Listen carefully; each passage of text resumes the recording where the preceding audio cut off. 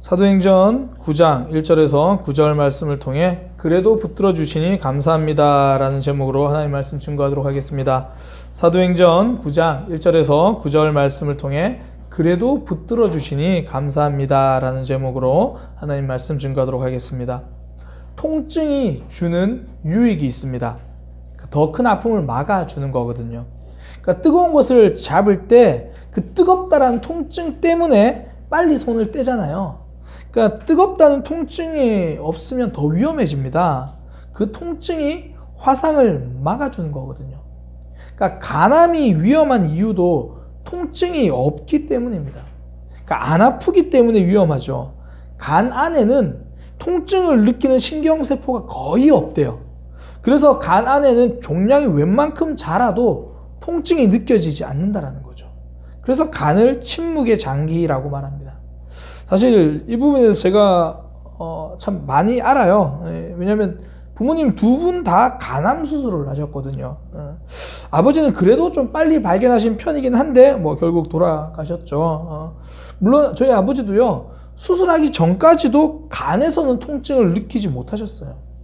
오히려 이제 종양이 그 담관을 막았기 때문에 발견할 수 있었던 케이스거든요. 뭐 저희 어머니도 통증 때문에 발견했던 건 아니고요, 간염 때문에 간을 꾸준히 검사하고 계셨거든요. 그 과정에 발견한 거예요. 그러니까 오히려 간염 때문에 간암을 막아낸 케이스입니다. 그러니까 그 작은 아픔이 더 큰 아픔을 막아낸 거죠. 아픔을 느끼지 못하는 게 더 위험합니다. 이성복 시인이라는 시인이요, 그날이라고 하는 시를 썼는데요, 그 시의 마지막 문장이 이렇게 됩니다. 모두 병들었는데 아무도 아프지 않았다. 시의 내용이 뭐냐면, 사회 안에서 이 사회에 병들고 소외되고 불합리한 일들이 많은데 아무도 그거를 문제처럼 여기지 않는다, 그렇게 말을 하면서 그 마지막 문장을 쓴 거예요. 뭐 예를 들어 이런 거죠. 우리나라 뉴스에도 한번 나온 적이 있는데, 인도 이야기입니다. 인도에서 고등학교 입학 시험 같은 시험이 있는데요, 그 시험을 칠 때면 부모들이 그 건물에 전부 다닥다닥 붙어 있는 거예요. 이게 우리나라처럼 뭐 수능 전에 이 교문 앞에 부모님들이 서 있는 거 말고, 학생들이 시험 치는 그 건물 있잖아요. 그 창문에 부모님들이 3층까지 막 벽을 타고 올라가서 컨닝 페이퍼를 주는 거예요. 그러니까 거의 모든 부모님들이 거기 다 붙어 있는 겁니다. 그 근처에 경찰이 있는데도 제지하지도 않아요. 분명히 잘못됐는데 사람들은 잘못이라고 느끼지 못하는 거예요. 모두 병들었는데 아무도 아프지 않은 겁니다. 한마디로 무뎌진 거죠. 무뎌진 세상. 죄가 가장 위험할 때는요, 큰 죄를 지었을 때가 아닙니다. 무뎌졌을 때입니다. 2차 세계대전 당시에 독일이 그 많은 유대인들을 죽일 수 있었던 이유는요, 사람을 죽인다는 사실에 점점 무뎌졌기 때문이죠. 무뎌짐 세상입니다. 오늘 본문에도 무뎌짐 인생이 등장합니다. 사울인데요, 이 사람은 스데반 집사님이 돌로 맞는 것을 보면서, 그 죽어가는 과정을 보면서 잘 된 거야 이렇게 생각하고 있었습니다. 그러니까 박수치고 있었다라는 거죠. 잘 죽었다 이렇게 생각했어요. 1절에 보니까 그의 모습을 이렇게 이야기해요. 사울이 주의 제자들에 대하여, 예수님 믿는 사람들에 대해서 여전히 살기와 위협이 등등하여, 성경에서 지금 콕 집어서 헬라어 에티거든요. 여전히라는 단어를 꼭 집어넣어요. 사울은 지금 계속 무뎌져 있다라는 거예요. 자신이 잘못하고 있다는 것도 알지 못한 채 여전히 그 모습에 머물러 있는 거예요. 심지어 이제는 옆에서 박수치는 모습이 아니라 대제사장을 찾아가서 이렇게 말합니다. 제가 예수 믿는 사람 다 잡아올 테니까 허락해 주십시오. 그렇게 사람을 잡으러 가고 있습니다. 무뎌진 인생, 그의 특징, 여전히예요. 내가 잘못을 하고 있는지도 모릅니다. 여전히 죄에 머물러 있습니다. 그 잊을만 하면 한 번씩 나오는 뉴스가 있잖아요. 학교 폭력에 대한 이야기들. 그 가해자 아이들을 볼 때마다 참 슬픈 게요. 그 가해자 아이들은 자신들이 하는 행동이 얼마나 큰 잘못인지를 잘 몰라요. 문제가 골마 터져 나올 때까지 여전히 그렇게 행동합니다. 그래서 무서운 게 관행이잖아요. 잘못된 일이라고 적발하고 나면 하는 말, 이거는 우리 조직의 관행입니다. 심지어 군대에서 폭력과 가혹행위도 관행이라는 말로 넘어간 적이 많았잖아요. 관행으로 맞으면서 군생활 하셨잖아요, 우리 어른들. 운동선수들 간에, 선후배 간에, 혹은 코치가 선수들에게 관행이라는 말로 했던 가혹행위가 지금 문제가 되고 있잖아요. 그냥 익숙함에 머물러서 잘못된 모습으로 살아가는 거죠. 신앙생활에도 저는 이렇게 늘 해왔습니다. 관행 때문에 말씀이 선포되어져도 움직여지지 않을 때가 많잖아요.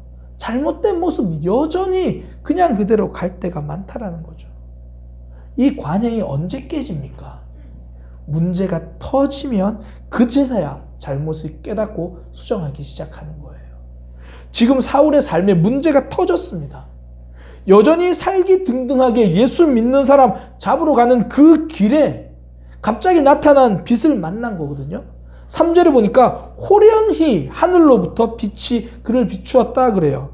호련히 헬라어로 이 엑사이프네스, 갑자기 뜻밖의 그런 말이에요. 그러니까 여전히 죄를 범하러 가는 그에게 갑자기 지금 빛이 임합니다. 전혀 준비되지 않았으니까 갑자기죠.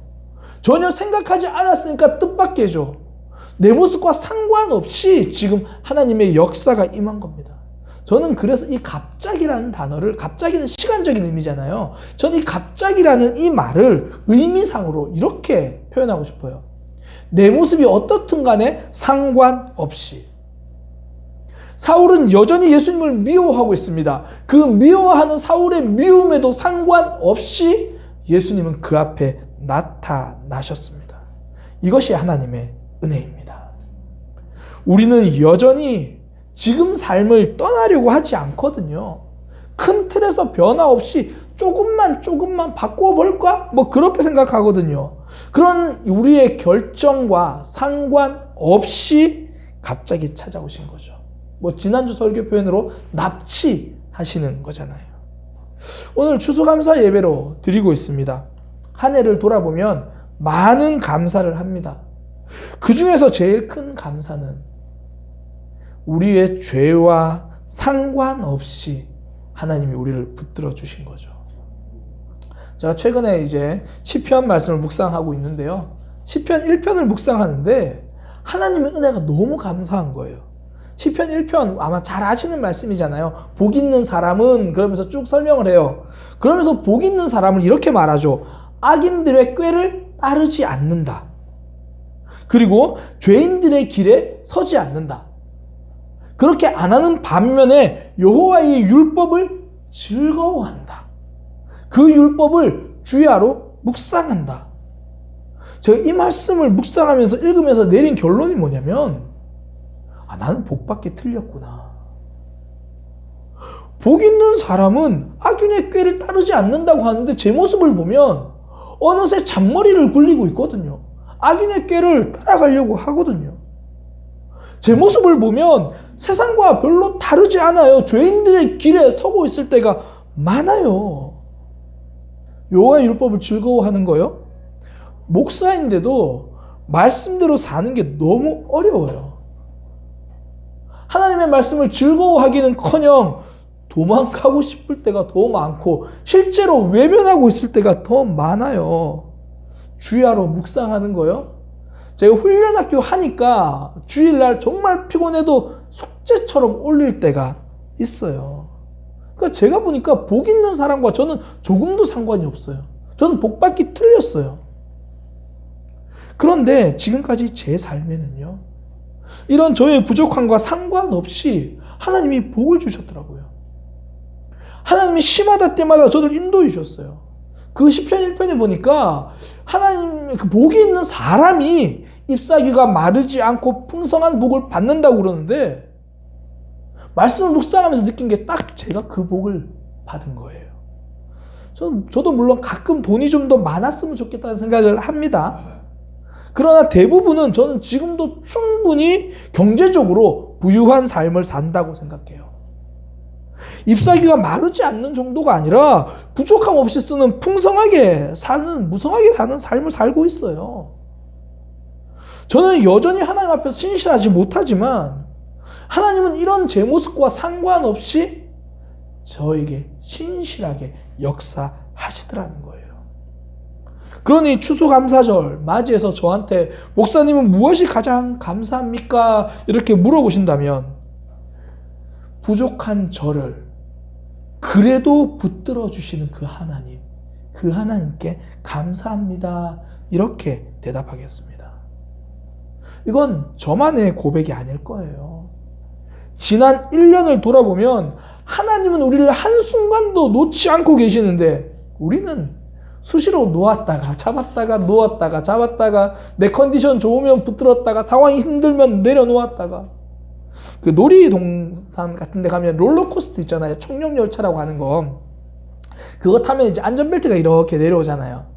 근데 저 같은 사람은 그거 타면 안전벨트를 절대 못 놓아요. 꽉 붙들고 가거든요. 그런데 뭐 학생들, 청년들, 베테랑들은 그거 샥 내려갈 때도 손을 들고 만세하고 막 흔들더라고요. 180도 싹 돌 때 있죠. 혹시 타보신 분은 아는데 그게 떨어질 것 같아요. 그럼 저는 꽉 붙들고 있는데 뭐 학생 청년들은 막 그때 손을 들고 있어요. 왜냐하면 이 안전벨트가 나를 절대 안 떨어뜨리게 한다는 믿음이 있어서 그러잖아요. 근데 우리는 실상은 믿음도 없는데 안 붙잡고 있잖아요. 뭐 작은 문제만 와도 벌벌 떨고 있으면서 그래도 하나님도 안 붙잡고 내 계획 붙들고 내 생각 붙들고 그렇게 우리는 하나님 놓고 있는데 하나님은 우리를 그래도 붙잡고 계신다라는 거예요. 이것이 감사입니다. 하나님이 우리를 붙들어주지 않았으면 벌써 우리는 우리 마음대로 저 멀리 갔을 거예요. 지금 사울에게 예수님이 갑자기 나타나지 않으셨다면 그는 계속 예수님 믿는 사람들을 박해하는 그 길을 끝까지 걸어갔을 겁니다. 좀 오래된 영화인데요. 2001년에 개봉한 영화, 유명한 영화라서 다 아실 거예요. 보셨을 건데 친구라는 영화. 그 영화에 보면 이런 장면이 등장합니다. 그 친구가 보통 세 사람이잖아요. 절 닮은 장동건도 나오고 뭐 유호성도 나오고 막 그런데 안 웃으니까 제가 할 말이 없네요. 그 보면 이제 모범생 상택이라는 친구가 나와요. 그 모범생 상택이가 자기 때문에 일어난 싸움 때문에 친구 유호성이 퇴학을 당합니다. 그러니까 이 모범생이 자기 집에 있던 300만 원을, 그 당시 굉장히 큰 돈이죠. 300만 원을 가지고 와서 유호성을 찾아와서 같이 가출하자 그렇게 말해요. 그때 유호성이 이제 부산 사투리로 이렇게 말합니다. 네가 돈을 들고 가출해서 내한테 찾아오면 내가 와 상태가 잘했다. 우리 이제 같이 건달해가 인생 개판 치자. 그럴 줄 알았나. 그러면서 하는 말이 이 유호성이 아버지가 건달이고 자기 집에 이제 삼촌이라고 하는 조직원들이 많이 왔었거든요. 그러니까 그러면서 하는 말이 이거예요. 내가 우리 집이 제일 엉망이라고 생각했을 때가 언제인 줄 아나. 내가 어릴 때 우리 집에 삼촌들이 많아서 참 좋았거든. 근데 내가 중학교 때 한번 가출하고 돌아오니까 그때 내가 삼촌이라고 부르던 놈들 중에 한 놈도 내를 뭐라 하는 사람이 없는 기라. 그때 누가 내한테 뭐라 했었거나 아니면 아예 때리기라도 했으면 혹시 내가 정신 차렸을지도 모르는데. 유호성이 슬퍼하는 것은 자신이 잘못된 길로 가려고 할 때 아무도 막아주지 않은 것이었습니다. 이스라엘 백성들이요, 애굽 왕 바로가 계속 괴롭히니까 거기서 나가고 싶은 마음이 들었어요. 하나님이 그들에게 그 고난을 허용하신 이유가 그렇지 않았으면 여전히 애굽에 머무르려고 하기 때문이에요. 처음부터 학대를 받았던 게 아니거든요. 요셉 때문에 굉장히 좋은 대우 받았습니다. 그렇게 좋은 대접 받고 있으면 그 누구도 애굽에서 나갈 생각을 안 합니다. 이스라엘 백성들, 그 안락함의 길이 막혀버리니까 하나님이 약속한 길로 가는 거예요. 다메섹으로 가는, 그곳으로 가서 예수 믿는 사람 죽이려는 그 사울의 계획과 상관없이 하나님이 그 길을 막으셨기 때문에 사울은 살아나는 거예요. 그 뜻대로 가려고 할 때 막아주신 것이 은혜입니다. 그래서 성도는요, 지는 싸움을 하는 거예요. 우리 삶에서 하나님이 이기실 때 우리가 살아나게 될 것입니다. 야복강에서요, 하나님과 야곱이 씨름을 하잖아요. 하나님, 저 이대로 이 강을 건널 수 없습니다. 형이 지금 사람 400명을 이끌고 저를 죽이려고 했어요. 하나님 살려주시지 않으면 저 안 됩니다. 그리고 하나님과 씨름하는 그 손을 놓지 않는 거예요. 그때 하나님 이렇게 말씀하세요. 그래, 네가 이겼다. 분명히 야곱에게 승리하셨다고 말씀하셨는데 실상은 야곱이 졌어요. 힘을 상징하는 엉덩이뼈가 주저앉았거든요. 절뚝절뚝 절면서 형을 향해 갑니다. 힘이 다 빠진 모습으로 형에게 무릎을 꿇습니다. 야곱이 진 거예요. 야곱은 그동안 자기 힘 붙들고 살았거든요. 그런데 야복강에서 하나님과 씨름한 이후에 내 힘으로 살지 않기로 다짐한 거잖아요. 하나님이 항복하신 줄 알았는데 야곱이 항복했습니다. 그리고 살아난 거예요. 아합 왕의 아내 이세벨은요, 끝까지 하나님에게 앉으려고 했죠. 갈멜산 대결에서 엘리야 선지자가 이겼잖아요. 그 자리에서 바알 선지자 450명이 죽었거든요. 이세벨은 그래도 항복하지 않습니다. 오히려 더 악을 쓰고 더 고집을 부립니다. 엘리야를 잡아라. 하나님의 말씀이 더 이상 나오지 못하게 하라. 끝내 이기려고 아등바등했던 이세벨은 결국 죽음을 피하지 못했습니다. 내가 져야 내가 삽니다. 성도의 싸움은 하나님께 지는 싸움이에요. 지는 싸움을 하기 위해서 필요한 것이 있습니다. 내 모습을 제대로 아는 거예요. 하나님은 야곱하고 씨름할 때 그의 이름을 물으십니다. 너의 이름은 무엇이냐? 너는 어떤 사람이냐? 야곱이 대답합니다. 하나님, 저 야곱입니다. 이름의 뜻, 속이는 자, 발목 잡는 자.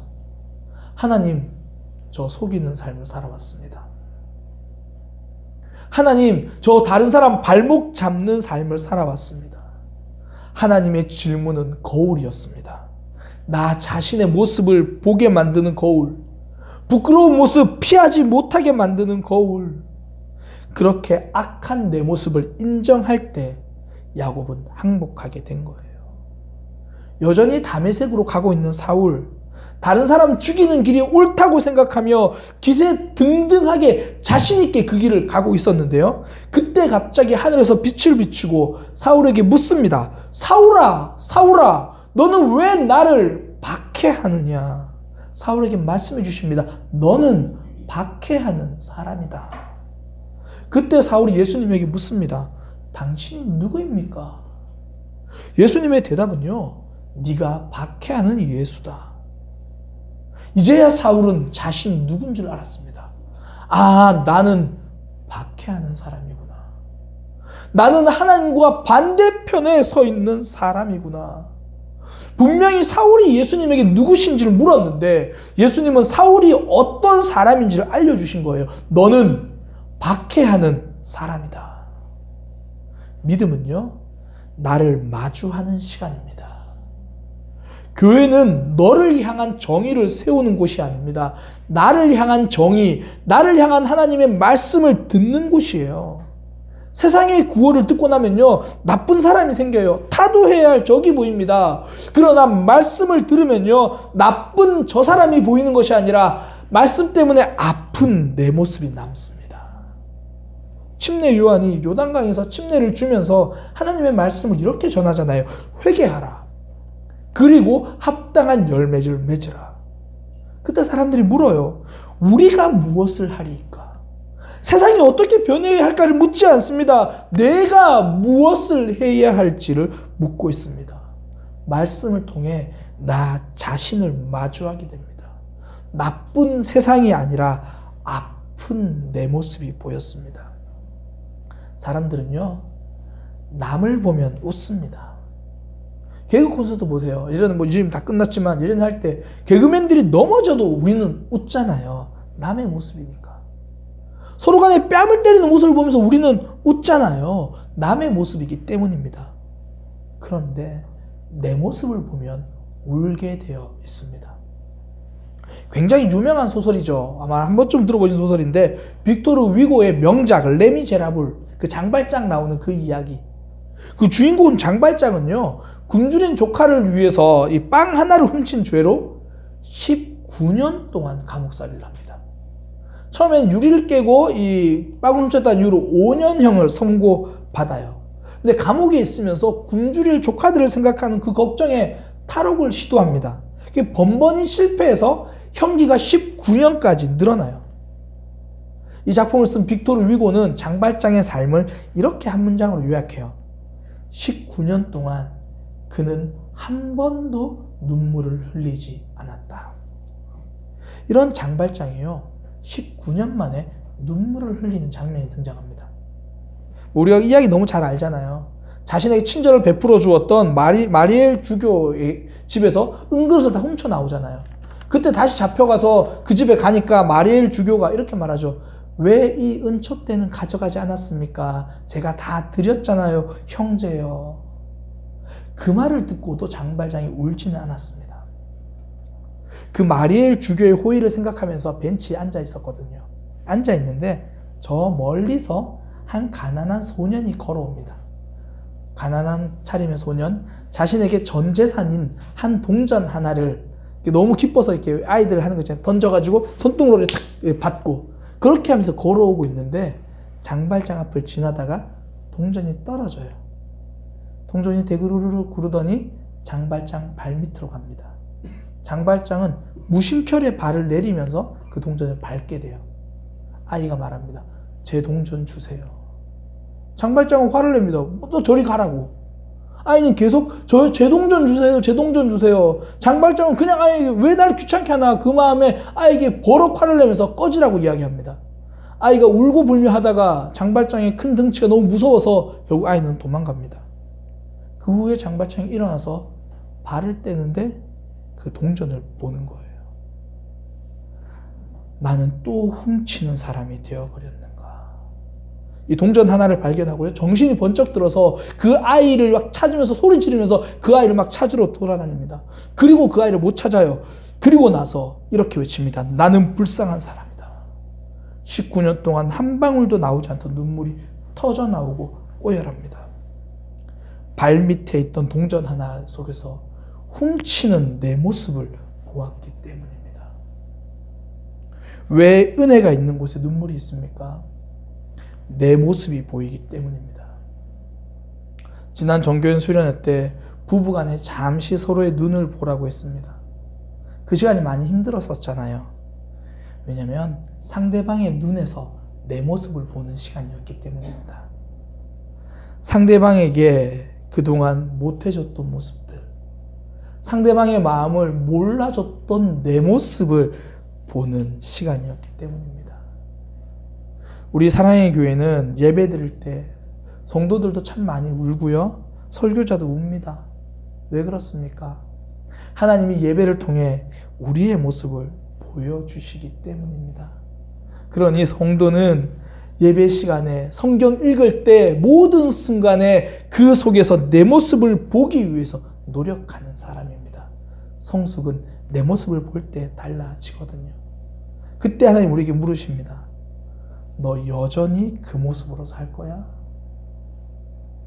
그 음성이 들릴 때 내가 지고 하나님이 이기는 거예요.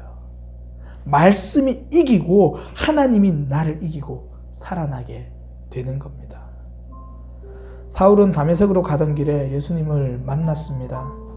그리고 자신의 모습을 보았습니다. 여전히 악한 모습, 여전히 약한 모습, 여전히 변하지 않으려고 똑같이 버티고 있는 모습, 절망이죠. 눈앞이 캄캄해져서 아무것도 볼 수 없습니다. 그래도 하나님은 사울을 찾아와 주시고 불러주신 거예요. 그제야 박해자 사울이 죽고 순교자 바울이 태어나는 순간입니다. 우리의 신앙도 여전히로 살아갈 때가 많습니다. 여전히 버티고 있고 여전히 도망다니고 있고 여전히 외면하고 있을 때, 그러나 하나님은 그 모습 상관하지 않고 그래도 우리를 붙들어 주십니다. 그래도 우리를 아들이라 불러주시고 딸이라고 불러주십니다.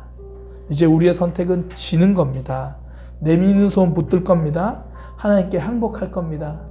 우리를 아들이라 불러주실 때 우리도 아버지라 고백하며 하나님 앞에 나아갈 겁니다. 우리 찬양으로 그 하나님을 고백하기 원합니다.